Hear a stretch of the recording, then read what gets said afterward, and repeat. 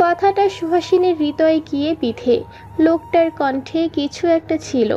যখন বাক্যগুলো উচ্চারণ করছিল মনে হচ্ছিল কথাগুলো তার বলার সময় গলা কাঁপছিল। রুদ্র ফোন কেটে দেয়। সুহাসিনী বিছানা থেকে নেমে বেলকুনিতে দাঁড়ায়। বাহিরের ঠান্ডা বাতাস সুহাসিনীর পুরো শরীরটাকে শীতল করে দেয়। দমকা হাওয়ায় কোমর অবধি থাকা চুলগুলো উড়ে বেড়ায়। বেশ ভালো লাগছে মুহূর্তটা। বেলকুনিতে থাকা চেয়ারটায় বসে আকাশে থাকা একটা তারা আর চাঁদ দেখতে লাগলো। রুদ্র ছাদে দাঁড়িয়ে আছে। ঘুম নেই তার চোখে। শুধু দিন গুনছে কবে সুহাসিনীর পরীক্ষা শেষ হবে আর তাকে নিজের করে পাবে। একটা দিন রুদ্রর 1 বছরের মতো লাগছে। দিন যেন ফুরাতেই চাইছে না। সুহাসিনীকে প্রথম দেখেছিল সুহাসিনীদের এলাকার স্কুল মাঠে। তখন সুহাসিনী ক্লাস 9-এ পড়ে। কিশোরী এক মেয়েকে প্রথম দেখেই প্রেমে পড়ে যায় রুদ্র। মেয়েটির হাসির শব্দে সেদিন ঘায়েল হয়ে গিয়েছিল রুদ্র। এত সুন্দর করে কেউ হাসে। কথা বলার সময় হাত নাড়িয়ে নাড়িয়ে কথা বলতো, আর একবার হাসি পেলে হাসি থামার নাম নেই। এই তো বছর 3 আগে সুহাসিনীদের এলাকায় গিয়েছিল রুদ্র তার এক ফ্রেন্ডের বাসায়। কোনো এক দরকারে ফ্রেন্ড শামীমের সাথে তাকে স্কুলে আসতে হয়। মাঠের মধ্যে খান দিয়ে হেঁটে যাচ্ছিল শামীম আর রুদ্র। হঠাৎ এক হাসির ঝংকারে হাঁটা আপনা আপনি থেমে যায় রুদ্রর। পেছন ঘুরে তাকাতেই চোখ যায় বট গাছের নিচে থাকা 3 কিশোরের দিকে। তাদের মধ্যে হাসতে থাকা সুহাসিনীকে দেখে হৃৎপিণ্ডের স্পন্দন থেমে যায়। মেয়েটা হাসলে গালে টোল পড়ে। একদম বাচ্চা টাইপের লাগলো রুদ্রর কাছে সুহাসিনীকে। শামীম রুদ্রর হাঁটা বন্ধ দেখে তাড়া দেয়। রুদ্র এক পলক সুহাসিনীকে দেখে চোখ বন্ধ করে একটা শ্বাস ফেলে বিড়বিড় করে বলে, মেয়ে, তোমার হাসি তারকা রাশির থেকেও বেশি সুন্দর, বেশি উজ্জ্বল। তোমার মুখে লেগে থাকা হাসি মাদকতায় পূর্ণ আমার হৃদয়কে করেছে চুরি। দ্বিতীয় সাক্ষাৎ হতে খুব একটা সময় লাগেনি। ভাগ্যক্রমে রুদ্রর ভাই অভ্রর জন্য যে মেয়েটি দেখা হয়েছিল সেটি সুহাসিনীর বড় বোন সুভাষিনী। বিয়ে বাড়িতে দ্বিতীয় সাক্ষাৎ হয় তাদের, তাও সেটা সুহাসিনীকে ধমক দিয়ে। রুদ্র হেঁটে যাচ্ছিল আর সুহাসিনী জুসের গ্লাস নিয়ে দৌড়ে আসছিল। হঠাৎ কারো সাথে ধাক্কায় খাওয়ায় আরও শরীরের তরল পদার্থ দেখে মেজাজ তুঙ্গে উঠে যায় রুদ্রের।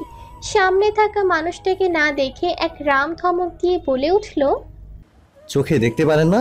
অন্ধ নাকি? দিলেন তো আমার পোশাক নষ্ট করে। সুহাসিনী সিটিয়ে যায় ভয়ে। অপরাধীর ন্যায় বলে, দুঃখিত, আসলে আমি বুঝতে পারিনি আপনি সামনে চলে আসবেন আর এভাবে ধাক্কা লেগে জুস আপনার শরীরে পড়ে যাবে। কণ্ঠে কিছুটা মাদকতা ছিল। রুদ্র চোখ তুলে তাকায়। সামনে সুহাসিনী, আর সে কিনা এতক্ষণ হন্য হয়ে এই মেয়েটাকে খুঁজছিল। বেয়াদব মেয়ে আসার পর থেকে এক ঝলক দেখা দিয়েই উধাও হয়ে গিয়েছিল। রুদ্র কিছুটা গম্ভীর কণ্ঠে বলল, ওয়াশরুমটা দেখিয়ে দিন, আর নেক্সট টাইম দেখে শুনে চলবেন। সুহাসিনী মাথা নাড়ায়। রুদ্রকে নিয়ে ওয়াশরুম দেখিয়ে চলে আসে। এরপর আস্তে আস্তে তাদের দেখা সাক্ষাৎ হতো, কিন্তু রুদ্র বা সুহাসিনী কেউ সেভাবে কথা বলতো না কারোর সাথে। সুহাসিনী সেদিন ধমক খেয়ে বুঝে গেছে এ ছেলে রাগী টাইপের। রুদ্র এনজয় করতো বিষয়টা। মেয়েটা তাকে ভয় পায়। পিচ্চি মেয়ে, বয়সে তো 6 কি 7 বছরের ছোট হবেই। রুদ্র কখনোই সুহাসিনীর সাথে প্রেমের সম্পর্ক করতে চায়নি, তাই সময় নিয়েছে। সুহাসিনী আরেকটু বড় হলো, বাবাকে দিয়ে বিয়ের প্রস্তাব পাঠাবে, ততদিনই সুহাসিনী বুঝতার হবে। কিন্তু এখন তো আরও পরিস্থিতি বেঁকে গেছে। এই মেয়ে বুঝতেই চায় না রুদ্র তাকে কতটা ভালোবাসে। সব সময় শুধু পালাই পালাই করে। সুহাসিনী কলেজ ড্রেস পরে ব্রেকফাস্ট করে বাসা থেকে বের হয়। নিলয় ছাদে ছিল। সুহাসিনীকে দেখে নিলয় দ্রুত গতিতে নিচে নেমে সুহার সামনে দাঁড়ায়। সুহা ভ্রু কুঁচকে তাকায়। কলেজে যাচ্ছিস? চল এগিয়ে দিয়ে আসি। না ভাইয়া, আমি যেতে পারবো। নীলা কি চলে গেছে? হ্যাঁ, কিছুক্ষণ আগেই চলে গেল। নীলা আর সুহাসিনী ভিন্ন কলেজে পড়ে, দুজনে ইন্টার সেকেন্ড ইয়ারে। নীলার পয়েন্ট কম থাকায় সুহাসিনীর কলেজে অ্যাডমিট হতে পারেনি। সুহাসিনীও ও বলে হাঁটা লাগায়। নীলয় সুহার পেছন পেছন হাঁটে। সুহা পেছন ফিরে তাকায়, হেসে বলে, আসতে হবে না, আমি চলে যেতে পারবো। খানিকটা যাই, তারপরে চলে আসবো। সুহাসিনী মাথা নাড়ায়, পাশাপাশি হাঁটে দুজন। তোদের এক্সাম কবে? এইচএসসি হ্যাঁ। মাস দুয়েকের মধ্যে। ওহ। বাড়ির সামনের রাস্তায় মোড়ে এসে সুহাসিনী নিলয়কে চলে যেতে বলে। নিলয় চলে যায়। সুহাসিনী তপ্ত শ্বাস ফেলে রুদ্র আসবে বলেছে। নিলয় থাকলে আবার কথা শোনাতো। সামনে আরেকটু হাঁটতেই দেখে রুদ্র বাইক নিয়ে আসছে। সময়ের তুলনায় আজ অন্যান্য দিনের চাইতে একটু আগেই বাসা থেকে বের হয়েছে সুহাসিনী। রুদ্র সুহাসিনীকে দেখে বাইক থামিয়ে মুচকে হাসি দেয়। সুহাসিনীও হাসে, ইশারায় বাইকে বসতে বলে। সুহাসিনী চুপচাপ বাইকে বসে। রুদ্র অবাক হয়, তবে সেসবকে পাত্তা না দিয়ে সুহাসিনীকে নিয়ে কলেজে গেল। এর মধ্যে আর কোনো কথা হয়নি তাদের মাঝে। সুহাসিনীকে কলেজের সামনে নামিয়ে দিয়ে চলে আসতে নিলে পেছন থেকে সুহাসিনী ডেকে ওঠে রুদ্রকে। রুদ্র পেছন ফিরে তাকায়, চোখের ইশারায় জিজ্ঞাসা করে বলে, কি? সুহাসিনী খানিকটা এগিয়ে এসে বলে, দুপুরে আমাকে নিতে আসবেন? রুদ্র সুহাসিনীর আগাগোড়া ভালো করে পর্যবেক্ষণ করে বলে, আসবো নিতে। সুহাসিনী জিহ্বা দিয়ে শুকনো ঠোঁট জোড়া ভিজিয়ে নিয়ে বলে, তাহলে আসার পথে আমার জন্য একটা লাল গোলাপ আর বেলি ফুলের মালা নিয়ে আসবেন। রুদ্র অবাকের শেষ পর্যায়ে চলে যায়। মেয়েটার কি হলো আজ, হঠাৎ এমন বিহেভিয়ার করছে কেন? মাথা নাড়ায় রুদ্র। সে আনবে তার সুহা রানীর জন্য গোলাপ আর বেলি ফুলের মালা। আর কিছু? সুহাসিনী মাথা ডানে বামে ঘোরায়, আর কিছু বলবে না। রুদ্র এক পলক সুহাসিনীর দিকে তাকিয়ে বাইকে উঠে চলে যায়।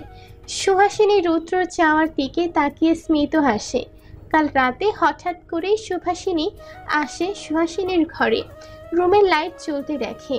রুমে ঢুকে বেলকুনিতে সুহাকে দেখে এগিয়ে গিয়ে কাঁধে হাত রাখে শুভা। চমকে উঠেছিল সুহা। পেছনে ঘুরে বোনকে দেখে ভয়টা কেটে যায়। কিরে, না ঘুমিয়ে বেলকনিতে যে? সুহাসিনী আকাশে থাকা চাঁদটার দিকে তাকিয়ে বলে, এমনি আপু ঘুম ধরছিল না, তাই বেলকনিতে এসে দাঁড়িয়ে চাঁদ দেখছি। রুদ্রের সাথে কথা বলছিলি? হুম। একটু বোঝার চেষ্টা করিস ছেলেটাকে। রুদ্রকে সময় দে, তার সাথে মিশ, দেখবি রুদ্রের সাথে কথা বলতে কমফোর্ট জোন পেয়ে যাবি, ভয়টা দূর হবে। বিয়েটা কিন্তু রুদ্রের সাথেই হবে তোর, সে কথা মাথায় রাখিস। তাই আগে থেকেই সম্পর্কটা সহজ করে নে। সুহাসিনী বোনের কথা শুনে হাসে। সুভাষিনী সুহার হাসি দেখে ভ্রুকুটি করে বলে, হাসছিস যে, হাসার মতন কিছু বলেছি? সুহাসিনী হাসি থামিয়ে বোনের দিকে তাকিয়ে বলে, বুঝবে না, রাত হয়ে গিয়ে ঘুমাও। সুভাষিনী আর কথা না বাড়িয়ে চলে যায়। সুহাসিনী বেলকুনির রেলিংয়ে দু হাত দিয়ে কপাল ঠেকিয়ে বলে, আপনি বড্ড নেশালো রুদ্র, যা আমাকে প্রতিনিয়ত টানে আপনার দিকে। যেখানে একটা ছেলে আর চোখে তাকালেও একটা মেয়ে বুঝে যায় ছেলেটি কোন নজরে তার দিকে তাকিয়েছে। আর আপনার সেদিনের মুগ্ধ হয়ে তাকানোর দৃষ্টির মানে আমি বুঝবো না? আর একটু এই বোকা সুহাসিনীকে সহ্য করুন। অনেক ধমকিয়েছেন, তার শোধ কি আমি নিব না? আপনার ফিলিংস বুঝেও না বোঝার ভান করব? শহর থেকে অনেকটা দূরে কাঁচা রাস্তার এঁকে বেঁকে যাওয়া মেঠো পথ দিয়ে হেঁটে চলছে সুহাসিনী আর রুদ্র। কলেজ ছুটির পর রুদ্র এসেছিল সুহাসিনীকে নিতে। সুহাসিনী কলেজের বাহিরে দাঁড়িয়ে ছিল রুদ্রর জন্য। রুদ্র পকেট থেকে বেলি ফুলের মালা সুহাসিনীর হাতে পরিয়ে দেয়, আর গোলাপ ফুলটা পকেটে রেখে দেয়। সুহাসিনী বেলি ফুলে হাত বুলিয়ে বলে, গোলাপ ফুল আনেনি? রুদ্র স্মিত হাসে, না জানিয়ে সুহাসিনীকে বাইকে উঠতে বলে। সুহাসিনী কিছুটা মন খারাপ নিয়ে বাইকে উঠে। রুদ্র বাইক চালিয়ে যখন বাড়ির উল্টো রাস্তায় যাচ্ছিল, তখন সুহাসিনী জিজ্ঞাসা করে, কোথায় যাচ্ছেন? বাড়ির রাস্তা তো ওটা। চুপ হয়ে বসে থাকো, আমরা একটা জায়গায় যাচ্ছি। কোন জায়গায়? আহা চুপ থাকো তো, নিয়ে গেলেই দেখতে পারবে। সুহাসিনী আর টু শব্দ করেনি, চুপচাপ বাইকে বসেছিল। মিনিট 30-এর মধ্যে একটা গ্রাম্য পরিবেশ নিয়ে হাজির হয় রুদ্র। চারিদিকে বর্ষার পানি থই থই করছে, আর পানির মাঝখান দিয়ে বের হয়ে গেছে আঁকাবাঁকা মেঠো পথ। পানিতে কি সুন্দর পদ্ম ফুল ফুটে আছে। সুহাসিনীর ইচ্ছে করছে টুকুস করে কয়েকটা পদ্ম ফুল নিয়ে আসতে। ইশকে শীতল ঠান্ডা হাওয়া, মাটি থেকে সুন্দর ঘ্রাণ ভেসে আসছে। শহরতলিতে এমন সুন্দর দৃশ্য পাওয়া মুশকিল। সুহাসিনী হেঁটে পানির কিনারায় দাঁড়ায়, 2 হাত মিলে চোখ বন্ধ করে, প্রাণ ভরে শ্বাস নেয়। এমন দৃশ্য কোথাও কি চাইলেও পাওয়া যাবে নাকি? রুদ্র পকেট থেকে ফোন বের করে কাউকে ফোন করে আসতে বলে। মিনিট 5-এর মধ্যে 10 বছরের একটা ছেলে নৌকা বাইতে বাইতে চলে আসে। সুহাসিনী পেছনে ঘুরে থাকায় দেখেনি। পিচ্ছি ছেলেটা নৌকা থেকে নেমে রুদ্রর কাছে এগিয়ে আসে।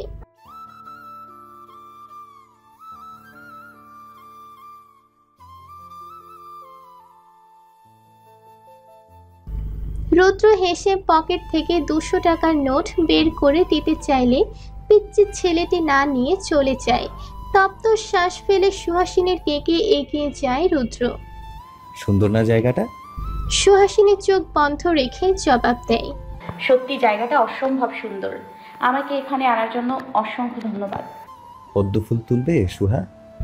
সহসা চোখ খুলে তাকায় সুহাসিনী, মন খারাপ করে শুধায়, কিভাবে? পদ্ম ফুল তো পানিতে আনবো কি করে? কেন, নৌকায় করে, ওই যে নৌকা। হাতের ইশারায় দেখায় রুদ্র। সুহাসিনী ঘাড় কাত করে সামনে পেছনে তাকিয়ে দেখে একটা ছোট নৌকা, কিন্তু মাঝি নেই। রুদ্র সুহাসিনীর থেকে সরে গিয়ে নৌকায় উঠে পড়ে। সুহাসিনী কোমর হাতে গুজে বলে, নৌকা চালাবে কে? কেন আমি? সুহাসিনী অবাক হয়ে বলে, আপনি নৌকা চালাতে পারবেন? অবশ্যই বেগম সাহেবা, বসে তো দেখুন। সুহাসিনী নৌকায় চড়ে বসে আর রুদ্র নৌকা বাইতে থাকে। হাতের কাছে আসা পদ্মগুলো সযত্নে উঠিয়ে নেয় সুহাসিনী। রুদ্র পকেট থেকে ফোন বের করে কয়েকটা ছবি তুলে নেয় সুহাসিনীর। ফোনের স্ক্রিনে তোলা সুহাসিনীর ছবি দেখে আপন মনে বিড়বিড় করে বলে, তুমি আমার অনেক শখের সুহারানী। পদ্ম ফুলের সৌন্দর্য ফিকে মনে হবে তোমার রূপের কাছে, বিশেষ করে তোমার হাসির। সুহাসিনী নামের অর্থ তো যে নারীর হাসি সুন্দর। নামটা কি তাহলে তোমার জন্যই এসেছে? বাসায় যাবেন না? বিকেল হয়ে আসছে তো। হঠাৎ সুহাসিনীর কথায় ঘোর কাটে রুদ্রর। রুদ্র মাথা নাড়িয়ে হ্যাঁ জানিয়ে নৌকা ঘুরিয়ে পারে এনে ফিরিয়ে নেমে পড়ে।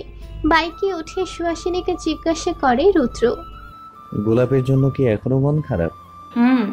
পদ্মগুলো ভীষণ সুন্দর। আমার ব্যক্তিগত পদ্মের তুলনায় খুবই কম। বাসায় এসে ফ্রেশ হয়ে নেয় রুদ্র। রাস্তার মোড়ে নামিয়ে দিয়ে চলে গেছে। বাসায় আসতে বলেছিল, কিন্তু রুদ্র না করেছে, বলেছে পরে আসবে। সুভাষিনী বোনের দিকে তাকিয়ে বলে, রুদ্র আসলো না যে? পরে আসবে বলেছে। ও খাবার খাইছো? হ্যাঁ, তোর ভাই যাওয়ার আগে শাসিয়ে খাইয়ে দিয়ে গেছে। আজ আসবে না?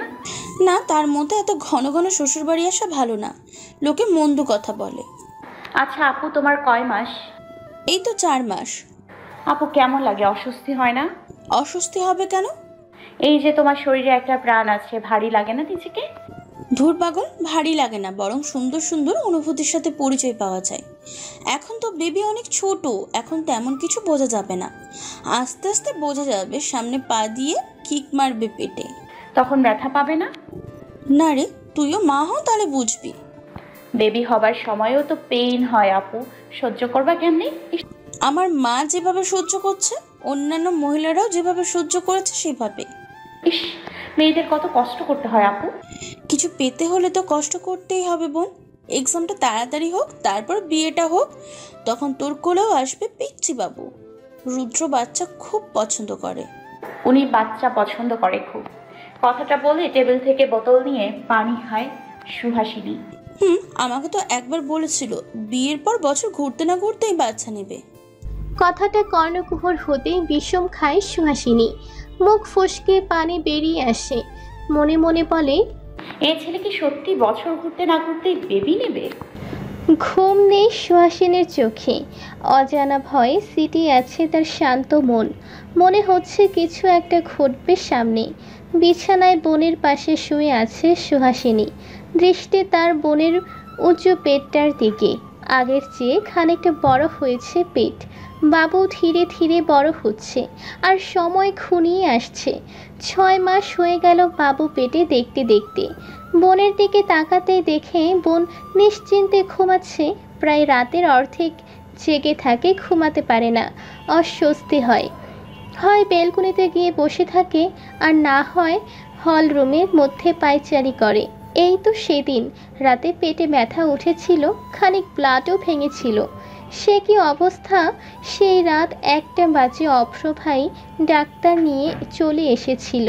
আঙ্কেল আন্টিও সেই রাতে চলে আসে। অভ্র ভাই বিধ্বস্ত ছিল, মনে হচ্ছিল কেঁদে দিবে। রৌদ্রও এসেছিল, তবে রাতে না, তার পরের দিন সকালে। কোথায় যেন গিয়েছিল কাজে, বলেনি। খবর পেয়ে চলে আসে, ডক্টর ঔষধ দেয় আর বলে সকালে যেন চেক আপ করিয়ে নেয়। তার পরের দিন সকালে রৌদ্র আসলে আপুকে নিয়ে ডক্টরের কাছে যাওয়া হয়। ডক্টর জানায় বাচ্চার অবস্থা খুব একটা ভালো নয়। কথাটা শুনে আপু কেঁদে দিয়েছিল। ডক্টর কিছু মেডিসিন লিখে দেয় আর বলে নিয়ম মতো খেতে, বিকেল হলে একটু হাঁটাহাঁটি করতে, আর ভারী কাজ না করতে।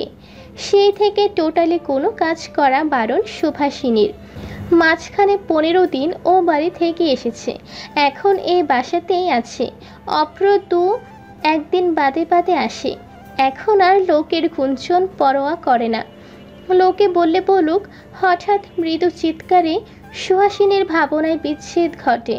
সুহাসিনী বোনের দিকে ফের তাকিয়ে দেখে, পেটে হাত দিয়ে চোখ মুখ কুঁচকে রাখে।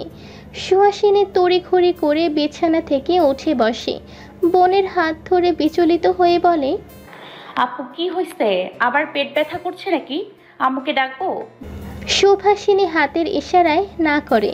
সুহাসিনীর হাত টেনে নিজের পেটের উপর নিয়ে বলে, কিছু টের পাচ্ছিস? সুহাসিনী উৎকণ্ঠা নিয়ে বলে, বেবি কিক মারছে? হুম, ব্যথা পাচ্ছো? খানিকটা বেশি না? সুহাসিনী হাত পেট থেকে সরিয়ে কান পেতে দেয়। এই যে মাম্মাম বা বাবাই যেই থাকো না কেন, মাকে কষ্ট দেবে না। তোমার মিম্মি কিন্তু তার বোনের কষ্ট সহ্য করতে পারবে না। চুপচাপ শান্ত থাকবে কিন্তু। সুভাষিনী হেসে ওঠে। সুহাসিনীর মাথায় হাত রেখে বলে, পাগলি একটা, ঘুমাসনি কেন এখনো? ঘুম ধরছে না আপু, কেন যেন অনেক ভয় হচ্ছে। বারবার মনে হচ্ছে সামনে ঘোর বিপদ আসবে। মনের ভ্রম, এটা কিচ্ছু হবে না, ঘুমিয়ে পর, পরশু কিন্তু এইচএসসি এক্সাম। সুহাসিনী মাথা নাড়িয়ে সায় জানিয়ে ঘুমানোর চেষ্টা করে। সকাল থেকে পুরো দমে পড়া শুরু করেছে নীলা। সামনে নিলয় বসে আছে, কমন কমন দেখিয়ে দিচ্ছে যাতে টেনে টুনে পাশ মারতে অন্তত আনতে পারে তার বোন। সারা বছর এদিক সেদিক ঘুরে এখন বই নিয়ে পড়তে বসেছে, হা হুতাশ করছে আর বলছে, ভাইয়া, এত পড়া আগে কেন দেখলাম না? তখন তো সিলেবাস দেখে কত ছোট মনে হলো, এখন এত কঠিন কেন? নিলয় বোনের দিকে আর চোখে তাকিয়ে বলে, কখনো বই খুলে কি পড়েছিস? একটু সুযোগ পেলেই তো ঘোরাঘুরি লাফালাফি করিস। এই যে শর্ট সিলেবাস, তার উপর আরও শর্ট করে দিলাম, এগুলো সব পড়বি। নীলা মাথা নাড়ায়। নিলয় পকেট থেকে ফোন বের করে টাইম দেখে, অফিসে যাওয়ার সময় হয়ে গেছে।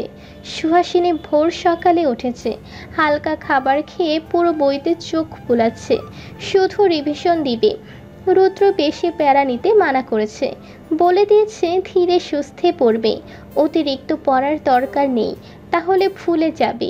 এই তো লোকটার সাথে সপ্তাহ খানেক আগে দেখা হয়েছিল, আজকাল তাকে পাওয়াই যায় না। কোথায় যে বেপাত্তা হয়ে যায়, জানানোর প্রয়োজন বোধটুকু করে না। তার খোঁজ হয় বোনের থেকে, আর না হয় অফরোর থেকে নিতে হয়। নিয়ম করে ফোন দিত, এখন সেটাতেও গাফিলতি হচ্ছে। এ নিয়ে অনেক অভিমান জমা হয়ে আছে সুহাসিনীর মনে। লোকটা আসুক, কথাই বলবে না। এসব ভাবতে হঠাৎই ফোনের টুংটাং নোটিফিকেশনের শব্দে ভাবনায় বিচ্ছেদ ঘটে। বই সামনে থাকলেও মন পড়ে আছে রুদ্রতে। ফোনটা হাতে তুলে নিয়ে দেখে রুদ্রর মেসেজ। বিষণ্ণতার মধ্যেও এক চিলেতে হাসি ফুটে ওঠে। ঠিক মতো খাওয়া দাওয়া করবা, টাইম মতো ঘুমাবা, আর সময় মতো পড়ে পরীক্ষা দিতে যাবা। আমি পারলে কাল তোমার এক্সাম সেন্টারে দিয়ে আসবো, কিন্তু কথা দিতে পারছি না। এই ছিল কয়েক গুটি বাক্য। সুহাসিনী তপ্ত শ্বাস ফেলল, বই বন্ধ করে ছাদে চলে আসলো। রুদ্রকে তার মেসেজের প্রত্যুত্তরে কিছু লিখল না। জানে মেসেজটা রুদ্র অবধি পৌঁছাবে না। ফোন বন্ধ। মেসেজ দেওয়ার পরও লোকটার ফোন বন্ধ হয়ে যায়। খোলা ছাদের নিচে দাঁড়িয়ে নিজের জীবনের হিসেব মেলাতে ব্যস্ত সুহাসিনী। আগে কি ছিল আর এখন কি হয়ে গেছে। আজকাল রুদ্রকে খুব মিস করে। লোকটাকে চোখে দেখে না আজ 7টা দিন ধরে। আচ্ছা, উনি যে এতবার বলে আমাকে ভালোবাসে, এই কি সেই ভালোবাসার নমুনা? তাকে দেখার জন্য যে আমি চাতক পাখির ন্যায় বসে আছি, সে কথা কি সে জানে? জানলে হয়তো সব কাজ ছেড়ে ছুটে চলে আসতো। তার সুহাসিনীর মনের ব্যাকুলতা কি তার অবধি পৌঁছাচ্ছে না? সকাল সকাল কলেজ ড্রেস পরে বসে আছে সুহাসিনী। এক হাতে বই দেখছে আর অন্য হাতে পরোটা খাচ্ছে। রফিক সাহেব রেডি হয়ে এসে বলে, চলে যাওয়া যাক। সুহাসিনী পরোটাটা খেয়ে বইয়ে আরেকবার চোখ বুলিয়ে বাবার সাথে বেরিয়ে আসে। বাড়ির মেন গেটে আসতেই দেখে রুদ্র বাইক নিয়ে আসছে। বাইকটা নিয়ে সুহাসিনীদের সামনে দাঁড় করায় রুদ্র। রফিক সাহেবের দিকে তাকিয়ে বলে, আঙ্কেল, আপনাকে যেতে হবে না, আমি নিয়ে যাচ্ছি সুহাসিনীকে। রফিক সাহেব সায় জানিয়ে চলে আসে। তার অফিসে অনেক কাজের চাপ। রুদ্র যেহেতু আছে তাহলে আর ভয় কিসের। তিনি সোজা অফিসের দিকে যায়।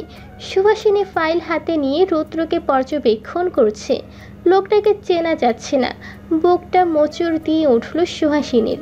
আগে থেকে চোখ মুখ শুকিয়ে গেছে, দাড়িগুলো বড় বড় হয়ে গেছে। সুহাসিনী রুদ্রর সোজাসুজি দাঁড়িয়ে বলে, আপনার এমন অবস্থা কেন? রুদ্র সুহাসিনীর কথাকে পাত্তা না দিয়ে বলে, বাইকে ওঠো, দেরি হয়ে যাচ্ছে। অভিমান হয় সুহাসিনীর। বলেছিল কথা বলবে না, কিন্তু বলছে এখন আবার কথার উত্তরও দিচ্ছে না। কিছুটা অভিমান নিয়েই বলল, আপনার যখন দেরি হচ্ছে তাহলে এসছেন কেন? না আসলেই পারতেন, বাবা তো নিয়েই যাচ্ছিল। দেরি আমার হচ্ছে না সুহা, দেরি তোমার হচ্ছে। এক্সামের আধ ঘন্টা আগে সেন্টারে উপস্থিত থাকতে হবে, মাথায় আছে কি সে কথা? সুহাসিনী হাত ঘড়িটার দিকে তাকিয়ে দেখে সত্যি দেরি হচ্ছে। সেন্টারটা এখান থেকে কিছুটা দূরে। সুহাসিনী কথা না বাড়িয়ে বাইকে উঠে পড়ে। ঘন্টা খানেকের মধ্যে সেন্টারের সামনে এসে বাইক দাঁড় করায় রুদ্র। সুহাসিনী বাইক থেকে নেমে চলে যেতে নিলে রুদ্র হাত টেনে দাঁড় করায়। সুহাসিনী চোখের ইশারে জিজ্ঞাসা করে, কি? রুদ্র সুহাসিনীর হাত ছেড়ে দু গালে হাত রেখে বলে, ধীরে সুস্থে মাথা ঠান্ডা রেখে এক্সাম দিবা। আর কথায় কথায় এত অভিমান করো কেন? আগে তো করতে না। সুহাসিনী গাল থেকে রুদ্রর হাত সরিয়ে দিয়ে বলে, দেরি হচ্ছে আমার, আসি। কথাটা বলে সুহাসিনী চলে যায়। রুদ্র তপ্ত শ্বাস ফেলে। সেই ভোরে রওনা হয়েছে না খেয়ে রুদ্র, শুধু সুহারানীকে একটু চোখের দেখা দেখবি বলে। সামনে ইলেকশনের সব ভার দিয়েছে রুদ্র চাচা রুদ্রর উপর। প্রিয় চাচা তার উপর, চাচার অগাধ ভরসা রুদ্রর উপর। চাচার কোনো ছেলে নেই, নিজের ছেলের মতোই ভালোবাসে রুদ্রকে। এই কয়েকটা দিন সব দিক সামলাতে সামলাতে তার সুহারানীকে সময় দিতে পারছে না। চাচার শত্রুর অভাব নেই, বিপক্ষের দল উঠে পড়ে লেগেছে চাচা লিটনকে ইলেকশনের থেকে সরানোর জন্য। এর মধ্যেই হঠাৎ ফোনের শব্দে ধ্যান ভেঙে রুদ্রর পকেট থেকে ফোন বের করে দেখে চাচার সহযোগী পাবেল ফোন করেছে। হঠাৎ পাবেলের ফোন দেখে ভ্রুকুটি করে রুদ্র। ফোন রিসিভ করতে ওপাশ থেকে পাবেল বলে ওঠে, রুদ্র শামসুল আলমের দলের লোক আমাদের ছেলেদের কয়েকজনকে মেরে রাস্তায় ফেলে রেখে গেছে। সহসা রুদ্রর চোয়াল রাগে শক্ত হয়ে আসে। কাল শামসুলের এক চেলাকে রুদ্র পিটিয়েছে, এলাকায় এসে ঝামেলা করেছিল বলে, আর আজ তাদের লোককে পিটিয়েছে। রুদ্র ফোনটা রেখে বাইক নিয়ে চলে যায় চাচার বাড়ি। প্রায় 3 ঘন্টা এক্সাম শেষে পরীক্ষার হল থেকে বেরিয়ে আশেপাশে টাই খুঁজে তাকে রুদ্রর কোনো অস্তিত্বই নেই। রাগ হয় সুহাসিনীর, বদলোক একা রেখে আবার চলে গেছে। আসার কি দরকার ছিল? সুহাসিনী খানিকটা এগিয়ে আসতেই দেখে এক ছেলেকে তার দিকে তাকিয়ে আছে। ছেলেটা সুহাসিনীর দিকে এগিয়ে আসে। সুহাসিনী পাশ কাটিয়ে যেতে নিলে ছেলেটি পথ আটকিয়ে বলে, আপু, গাড়িতে উঠুন। রুদ্র ভাইয়া আপনাকে বাসায় পৌঁছে দিতে বলেছে। উনি নেই? না, ভাইয়া কাজে আটকে আছে, তাই আমাকে পাঠিয়ে দিয়েছে আপনাকে সহিহ সালামত বাসায় পৌঁছে দিতে। ও বলে সুহাসিনী গাড়িতে উঠে বসে। মাহতাব সুহাসিনীর যাওয়ার দিকে তাকিয়ে হেসে নিজেও গিয়ে ড্রাইভিং সিটে বসে পড়ে। এদিকে পাবেল এসে সুহাসিনীকে খুঁজছে, কিন্তু পাচ্ছে না। রুদ্র পাঠিয়েছিল সুহাসিনীকে বাসায় পৌঁছে দেওয়ার জন্য, কিন্তু নেই সুহাসিনী কোথাও। পাবেল রুদ্রকে ফোন দেয়। রুদ্র ফোন রিসিভ করে কানে নিতেই পাবেল বলে, রুদ্র, সুহাসিনী তো নেই কোথাও। সহসা রুদ্রর মন অজানা ভয়ে ধক করে ওঠে। অস্থির হয়ে বলে, ভালো করে খুঁজে দেখেছিস পাভেল? হ্যাঁ, কোথাও নেই সুহাসিনী। রুদ্র ফোন কেটে সুহাসিনীর বাড়ি ফোন দেয়। সুভাষিনী সোফায় বসে আচার খাচ্ছিল। রুদ্র ফোন পেয়ে আচারের বাটি রেখে ফোন রিসিভ করতেই ওপাশ থেকে রুদ্র গড়গড়িয়ে বলে, ভাবি, সুহাসিনী কি বাসায় এসে পৌঁছেছে? হ্যাঁ, কেমন তো আসলো? তুমি নাকি কাউকে পাঠিয়েছিলে, সে এসে সুভাষিনীকে পৌঁছিয়ে দিয়ে গেছে। এই তো আমার সামনে বসে আছে সে। রুদ্র ও বলে ফোন কাটতে যেতেই পরক্ষণে মনে পড়ে পাবেল তো সেন্টারের সামনে, তাহলে কে সুহাসিনীকে পৌঁছে দিয়ে গেল? ভাবি, ফোনটা দিন তো তাকে। সুভাষিনী ফোনটা মাহতাবের কাছে দেয়। মাহতাব ফোনটা নিয়ে সোফা থেকে উঠে সুভাষিনীর থেকে কিছুটা দূরে গিয়ে ফোন কানে নিয়ে ফিসফিস করে বলে, আই অ্যাম ব্যাক রুদ্র। তোর হবু শ্বশুর বাড়ি এসে জল মিষ্টি খেয়ে গেলাম। যাই বলিস, তোর জান পাখিটা কিন্তু হেব্বি, নজর পড়ে গেছে। সামলাবি কি করে এত কিছু? রুদ্র চিৎকার করে ওঠে। বুঝতে বাকি নেই কে এই লোক। তোর কলিজার টেনে বের করতে আমার 1 সেকেন্ডও সময় লাগবে না মাহতাব। ভালোই ভালোই বলছি, তোর সাথে শত্রুতা বাহিরে, সব বাহিরে সেটাকে থাকতে দে। ক্যা বাত হে, গলার স্বর শুনেই চিনে ফেললি আমি কে। এনিওয়ে, তুই আমার কিছুই করতে পারবি না। কথাটা বলে মাহতাব ফোনটা কেটে দেয়। সুভাষিনীর হাতে ধরিয়ে দেয়, হেসে বলে, আজ আসি আপু, রুদ্র ভাই যেতে বলেছে। রুদ্রর সামনে থাকা টেবিলটায় সজোরে লাথি মারে। এত চিন্তার মাঝে আবার নতুন চিন্তার সূচনা। সুহাসিনী অবধিও পৌঁছে গেছে। রুদ্রর ফোনটা বের করে আবার পাবেলকে ফোন দেয়। পাবেল, চলে আয়, সুহাসিনী বাসায় পৌঁছে গেছে। তোর সাথে জরুরি কথা আছে আমার, খুব আর্জেন্ট। পাবেল ফোন রেখে গাড়ি নিয়ে চলে যায়। চেয়ারে পায়ের ওপর পা তুলে বসে আছে রুদ্র। তার সামনে রাগী দৃষ্টি নিয়ে বসে আছে শামসুল আলম। পাবেল হন্তদন্ত হয়ে ভেতরে ঢুকে। রুদ্র সেদিকে একবার তাকিয়ে ফের শামসুল আলমের দিকে তাকিয়ে হুঙ্কার দিয়ে বলে, আপনার ছেলের কলিজাটা বোধহয় বড় হয়ে গেছে, তাই না আলম সাহেব? কলিজা টেনে কুত্তাকে খাওয়াবো, ফের যদি আপনার ছেলে বাড়াবাড়ি করিয়েছে তো ঘরে কিন্তু আপনারও মেয়ে আছে, ভুলে গেছেন? শামসুল আলম চেয়ার থেকে ছেড়ে উঠে দাঁড়ায়। রাগে শরীর কাঁপছে তার। তোমার তো সাহস কম নয়, আমার সামনে আমার ছেলের কলিজা টেনে কুত্তাকে খাওয়াতে চাও, আবার হুমকি দিচ্ছ আমার বাসায় এসে আমার মেয়েকে নিয়ে। হুমকি দেয়নি আলম সাহেব, জাস্ট বলে রাখলাম আপনার ছেলেকে সামলান। আমার সুহা রানীর দিকে যদি হাত বাড়ায় তাহলে আমার থেকে খারাপ কেউ হবে না। মানে সিম্পল, আপনার সেই অপকর্মা ছেলে দেশে ফিরেছে আমার সাথে লড়বে বলে। তাকে বলে দিয়েন গতবার প্রাণ ভিক্ষা দিয়েছি বলে যে এবারও দিব, সেই আশা যেন মাথা থেকে ছেড়ে ফেলে। মাতা দেশে ফিরেছে? কেন জানেন না বোধ হয়? না, আমি তো জানি না, ও তো কিছু বলেনি। এখন যখন জেনেছেন তাহলে আশা করি ছেলেকে সামলাবেন। শত্রুতা ঘরের বাহিরে, ভেতরে নয়। আপনারা যদি আমার পরিবারকে টানেন তাহলে আমারও খুব বেশি সময় লাগবে না আপনার পরিবারকে টানতে। তাহলে তোমার চাচাকে বলো রাজনীতি থেকে সরে দাঁড়াতে। এতদিন যেমন ব্যবসা করছে সেটাই মনোযোগ দিতে বলো। এমন আশা মাথা থেকে ঝেড়ে ফেলে দিন আলম সাহেব। এমনটা কশ্চিন কালেও হবার নয়। আপনার ছল চাতুরির দিন শেষ। অসহায় লোকদের পেনশন ভাতার টাকা নিজের পকেটে ঢুকিয়েছেন। নিজ এলাকা বাদে অন্য কোনো এলাকার রাস্তাঘাট স্কুলগুলোর একটারও নিরাময় করে দেননি, অথচ নির্বাচনের আগে তাদের আশা দেখিয়েছিলেন। এনিওয়ে, আপনি আমার ছেলেদের মেরেছেন কেন? শামসুল আলম অবাক হয়। কই, আমি তো মারিনি। মিথ্যা বলছেন। সত্যি আমি মারিনি। আমি কেন অযথা নির্বাচনের আগে এমন কাজ করব আর আমার রেপুটেশন খারাপ করতে যাব? তাহলে কে মারলো? গিয়ে তোর ছেলেদেরকে জিজ্ঞাসা কর, আমার বাসায় এসে জিজ্ঞাসা না করে। কথাটা কর্ণকুহর হতেই রুদ্র পেছন ঘুরে দেখে মাহতাব আসছে। রুদ্র বসা থেকে উঠে দাঁড়ায়, সন্দেহান চোখে তাকিয়ে বলে, তুই করিসনি তো? মাহতাব ডোন্ট কেয়ার ভাব নিয়ে সোফায় বসে বলে, প্রমাণ আছে কি? রুদ্রর আর বুঝতে বাকি নেই কাজটা কার। পাবেলের দিকে কিছু একটা ইশারা করে বেরিয়ে যায় বাসা থেকে। শামসুল আলম ছেলের দিকে তাকিয়ে হেসে বলে, ফাটিয়ে দিয়েছিস তো বাপ, তুই এসে গেছিস, আমার আর চিন্তা নেই। পিছনে থেকে কালগাটি নাড়বি আর আমি সামনে থেকে রাজনীতি সাদা পোশাক পরে রাজনীতি করব। আগে আগে দেখো হতা হে ক্যা। রুদ্র জীবনটা তছনছ করে ফেলবো।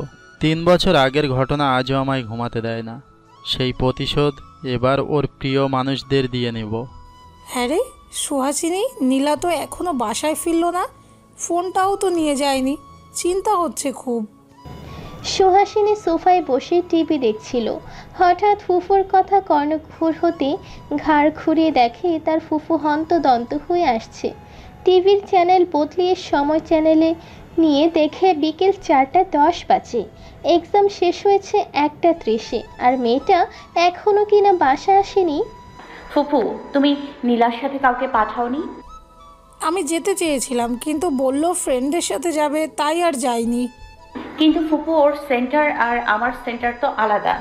আমি তো জানি না ও কোথায় গেছে। আচ্ছা দাঁড়াও, আমি খোঁজ নিচ্ছি। কথাটা বলে সুহাসিনী সোফা থেকে উঠে নিজের ঘরে গিয়ে রাতুলকে ফোন দেয়। রাতুল ফোন রিসিভ করলে সুহাসিনী বলে ওঠে, হ্যালো রাতুল ভাই, নীলা কি আপনার সাথে? ছিল এতক্ষণ।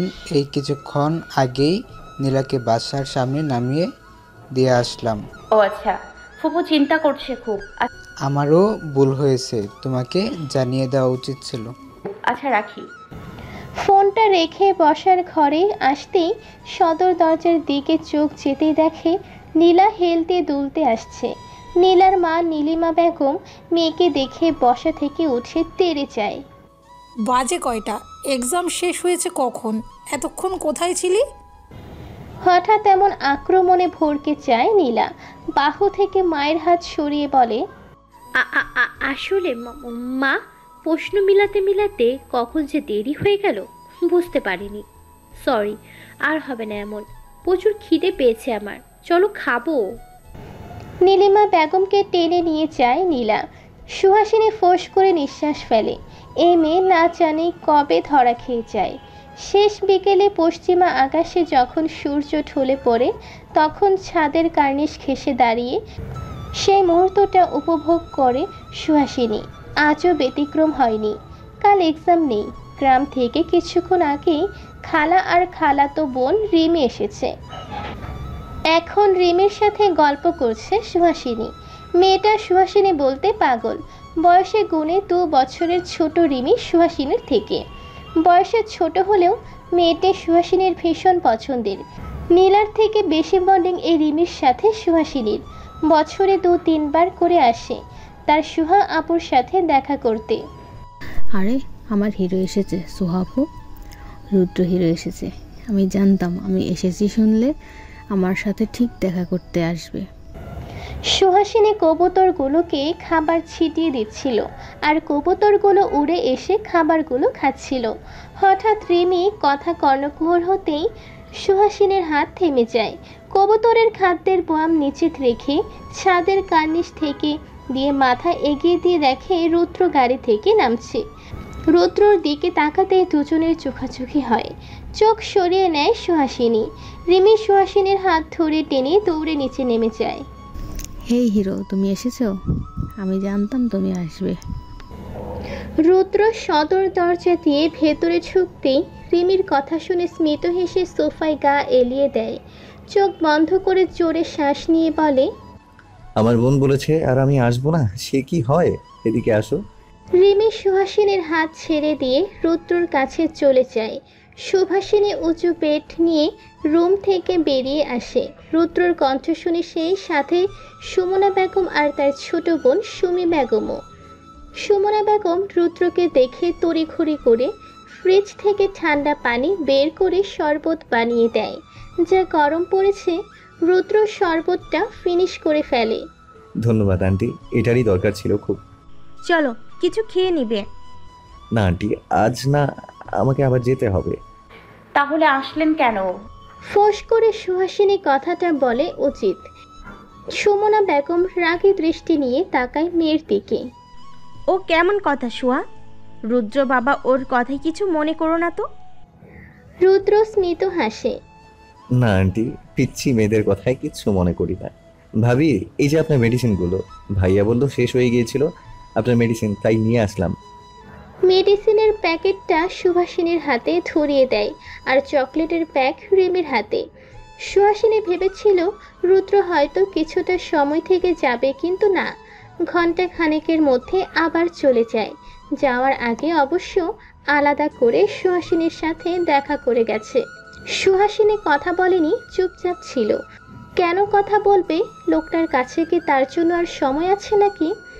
সুহাসিনীকে চুপ থাকতে দেখে রুদ্র বলে ওঠে, দূরে গেলে চোখে হারাও, আর কাছে আসলে অনুভূতি লুকাও।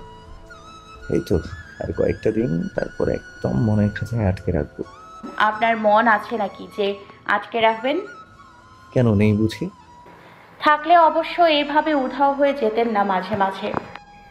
রুদ্র সুহাসিনীর গালে হাত দিয়ে শীতল কণ্ঠে বলে, এই সামান্য দূরত্ব মেনে নিতে পারছো না, যখন আমিটাই থাকবো না তখন কি করে শুইবে? সহসা সুহাসিনী রুদ্রকে নিজের থেকে দূরে সরিয়ে দিল। রাগী গলায় বলল, আমার চোখের সামনে থেকে দূর হন, আপনাকে আমার সহ্য হচ্ছে না। কি হলো, যাচ্ছে না কেন? রুদ্র হেসে সুহাসিনীর হাত টেনে হাতের উল্টো পাশে চুমু খেয়ে চলে যায়। এই সামান্য দূরত্বে যদি তার সুহা রানীর মনে তার জন্য চিন্তা, রাগ, অভিমান জন্মায়, তাহলে ক্ষতি কি? সুহাসিনী রুদ্রর চিন্তা মাথা থেকে ছেড়ে ফেলে দেয়। লোকটার যা ইচ্ছে তাই করুক কি। দেখতে দেখতে প্রায় পরীক্ষা শেষের দিকে। কাল এক্সাম দিলেই শেষ। রাতের দিকে অভ্র আসছে। সুমনা বেগম সুহাসিনীর গল্প করছে। রফিক সাহেব এখনো আসেনি বাসায়। সুহাসিনী রুমে শুয়ে আছে। রিমিরা চলে গেছে। অন্যান্য দিনের তুলনায় আজ কেন যেন মন খারাপ তার। অস্থির অস্থির লাগছে। হাঁসফাঁস করতে লাগলো। তার যেন যেতেই চাচ্ছে না। কাল এক্সাম দিলেই তো প্যারা শেষ। কোথায় খুশি হবে তা না, কেমন ভয় লাগছে। এপাশ ওপাশ করতে লাগলো সুহাসিনী। তবুও ঘুমেরা তার চোখে ধরা দিচ্ছে না। উপায়ন্তর না পেয়ে বিছানা থেকে নেমে বসার ঘরে গেল।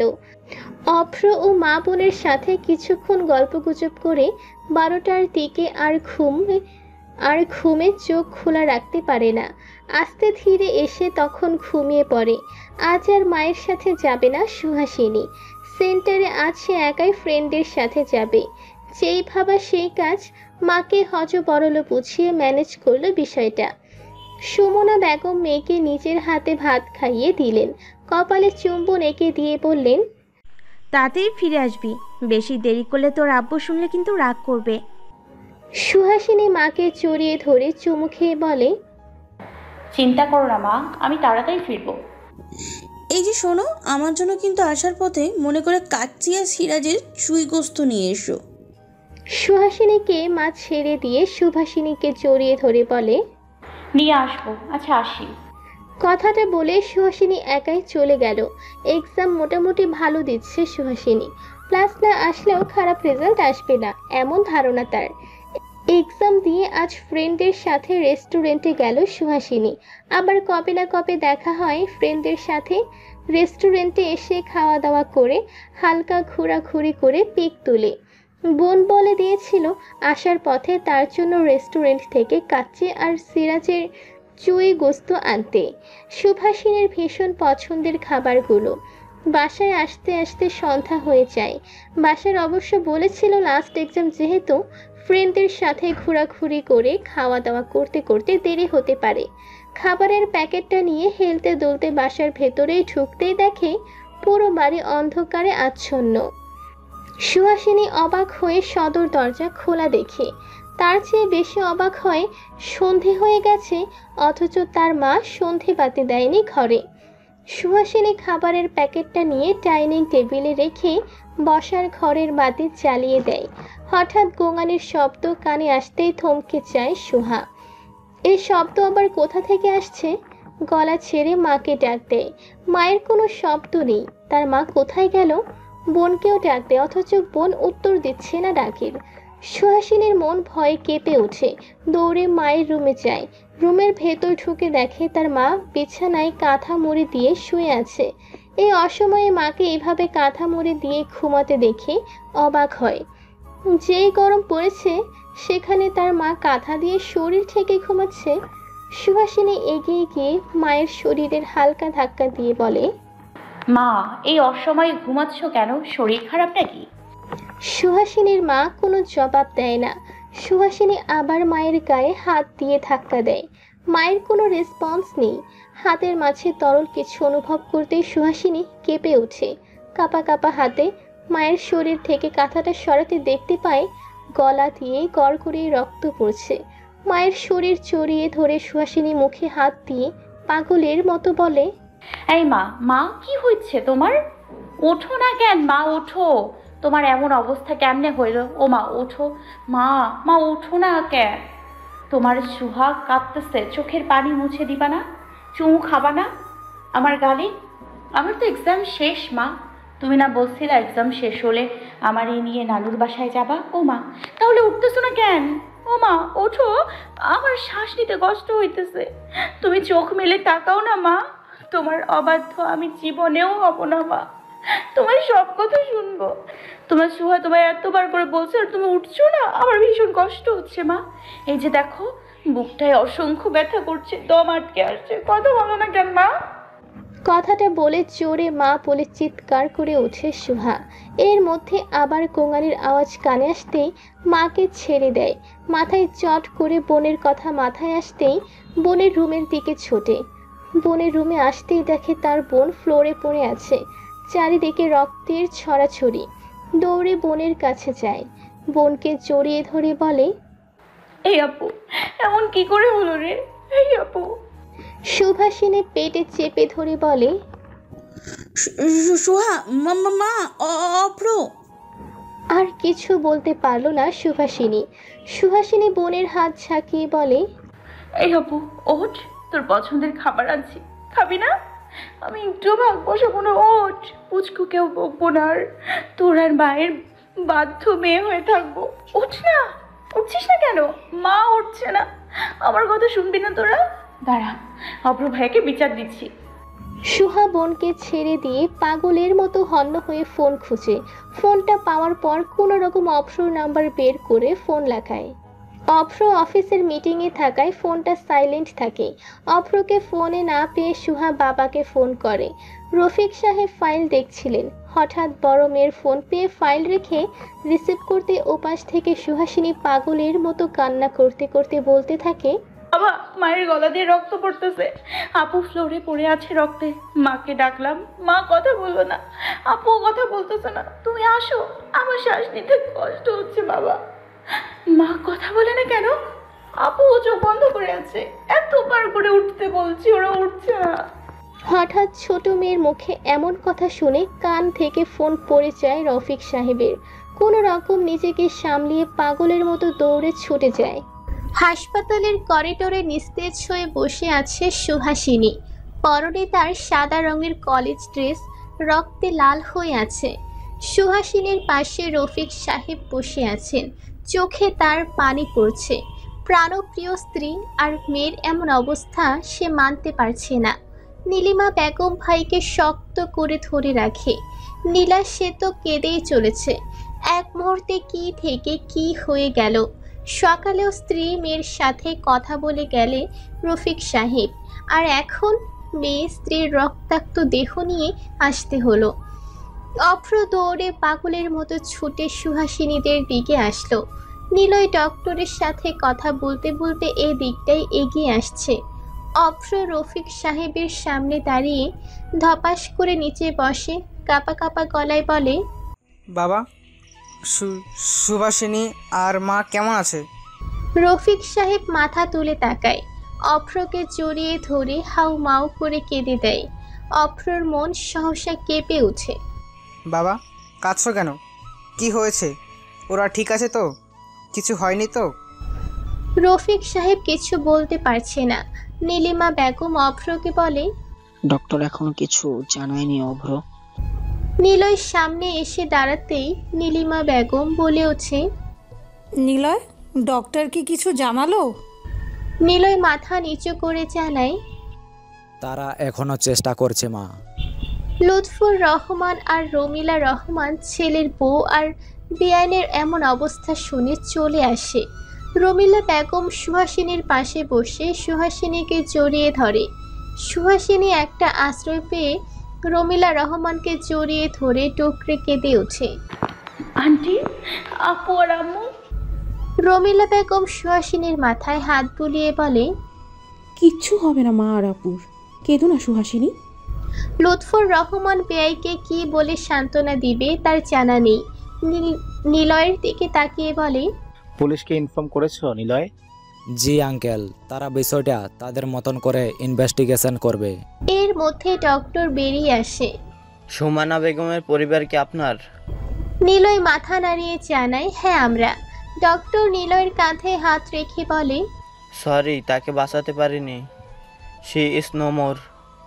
গলাটা এমনভাবে কাটা হয়েছে যে শ্বাসনালীও কেটে গিয়েছে।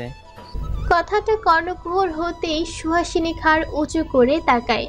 বাবার দিকে তাকিয়ে চিৎকার করে বলে, ও বাবা, ডক্টর কি বলে এগুলো? তুমি যে বললা মা আর আপু ঠিক হয়ে যাবে, তাহলে ডক্টর এগুলো কেন বলে? ও বাবা বলো, ডক্টর এগুলো বলে কেন? চুপ হয়ে আছো কেন? রফিক সাহেব নির্বাক। মেয়েকে জড়িয়ে ধরে হাউ মাউ করে কান্না করে। সুহাসিনী বাবাকে জড়িয়ে ধরে বলে, ও বাবা কাঁদতেছো কেন? আমি মায়ের কাছে যাব। মা, ও মা, তুমি আমার একলা পালায় চলে গেলা কেন? আমারে নিয়ে যাও, আমারে রেখে গেলা কেন? কথাটা বলে বাবাকে ছেড়ে সুহাসিনী পাগলের মতো ফ্লোরে হাত দিয়ে খুশি মারে। রমিলা বেগম আটকানোর চেষ্টা করে কিন্তু পারে না। রফিক সাহেবও ভয় পেয়ে যায় মেয়ের এমন পাগলামি দেখে। রফিক সাহেব মুখে বুকে জড়িয়ে ধরে। সুহাসিনী বাবার বুকে থাকতে নারাজ। কিছুক্ষণ হাত পা ছোড়াছুড়ি করে ঢলে পড়ে যায় বাবার বুকে। হঠাৎ মেয়ের নিশ্চুপ দেখে মেয়েকে বুকের ওপর থেকে সরিয়ে দেখে মেয়ে তার জ্ঞান হারিয়েছে। রফিক সাহেব নিলয়কে ডেকে বলে, নিলয়, সুহা কথা বলতেছে না, কি হলো? নিলয় সুহার নাকের কাছে হাত দিয়ে বলে, মামা, সুহা জ্ঞান হারিয়েছে, ধাক্কাটা সহ্য করতে পারেনি। অভ্র সেই কখন থেকে রুদ্রকে ফোনে ট্রাই করছে কিন্তু ফোন লাগছে না। এদিকে সুভাষিনীরও খবর পাওয়া যাচ্ছে না। সুভাষিনীর ওটি থেকে ডক্টর বের হলে অভ্র জিজ্ঞেস করে, ডক্টর, আমার শুভা আর বেবি কেমন আছে? সরি মিস্টার, আপনার ওয়াইফকে বাঁচাতে পারলেও বাচ্চাকে পারিনি। কথাটা কর্ণকুহর হতে দু হাত পা পিছিয়ে যায় অভ্র। রমিলা বেগম আঁচলে মুখ ঢেকে কেঁদে ওঠে। লুৎফর রহমান পেয়ের পাশে বসে আছে। আমি কি শুভার সাথে দেখা করতে পারি ডক্টর? কাপা কাপা গলায় কথাটা বলল অভ্র। না, আপাতত তার সেন্স নেই, কয়েক ঘন্টা পর দেখা করুন। অভ্র বাহিরের কাচের জানালা দিয়ে শুভাকে দেখার চেষ্টা করে কিন্তু ফলাফল শূন্য। নিলয় অভ্রর বাহুতে হাত দিয়ে বলে, ভেঙে পড়বেন না, আপনি ভেঙে পড়লে সবাইকে সামলাবে কে? এই সোহা, ভাত খাচ্ছিস না কেন? দেখেছিস শরীরে কি অবস্থা? হাড়গুলো সব উপর থেকে গোনা যাবে। উফ মা, বিরক্ত করো না তো, দেখছো তো টিভি দেখছি। খেয়ে তারপর দেখ। না মিস করে ফেলবো। অজ্ঞতায় সুমনা বেগম ভাত মেখে মেয়ের পাশে বসে মুখের সামনে ভাত তুলতেই সুহা খাবারটা মুখে তুলে নেয়। আমি জানতাম তুমি খাইয়ে দিবা। সুমনা বেগম ভাত মাখতে মাখতে বলে, কি আর করার বল, এখন না খাইয়ে দিলে তো পেটে এই খাবারটা ঢুকবে না। এভাবে নিজের শরীর নিয়ে অনীহা করলে কি চলে বল? যখন আমি থাকবো না তখন কি করবি? এভাবেই না খেয়ে থাকবি তখন? সহসা মাকে জড়িয়ে ধরে সুহাসিনী। এসব কি কথা বলো মা, আর বলবে না এসব কথা। সুমনা বেগম মেয়ের মাথায় হাত বোলায়। হঠাৎ মা বলে চিৎকার করে উঠে সুহাসিনী। আশেপাশে তাকিয়ে দেখে সে হসপিটালের বেডে শুয়ে আছে, হাতে তার স্যালাইন। সুহাসিনীর চিৎকার শুনে নিলয় হুমড়ি খেয়ে কেবিনে ঢুকে সুহাসিনী বেড থেকে নেমে নিলয়ের সামনে দাঁড়িয়ে বলে, নিলয় ভাই, আমার মা কই? নিলয় ভাই, আমি মায়ের কাছে যাব, নিয়ে যান না আমারে, ওরা আমার মারে মেরে ফেলছে। নিলয় কি বলবে ভেবে পায় না। মায়ের সমতুল্য মামি, নিজেদের ছেলে নেই, নিজের ছেলের মতোই নিলয়কে ভালোবেসে গেছে। সুহাসিনীর হাত ধরে সুহাসিনীকে সুমনা বেগমের লাশের কাছে নিয়ে যায়। সাদা কাপড়ে ঢাকা মায়ের মুখ।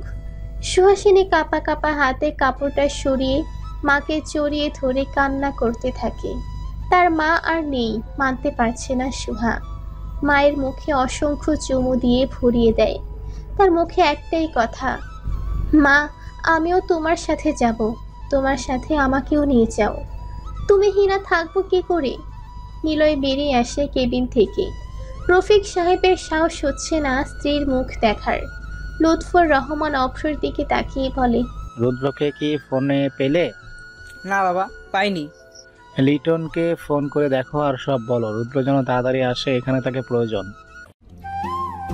হ্যালো বন্ধুরা, পরবর্তী পার্ট খুব তাড়াতাড়ি আসবে, তো সবাই অপেক্ষায় থাকো। আর চ্যানেলটি যারা এখনো সাবস্ক্রাইব করোনি তারা পরবর্তী পার্ট দেখার জন্য চ্যানেলটি সাবস্ক্রাইব করে রেখো। ধন্যবাদ সবাইকে, আমাদের সাথেই থেকো।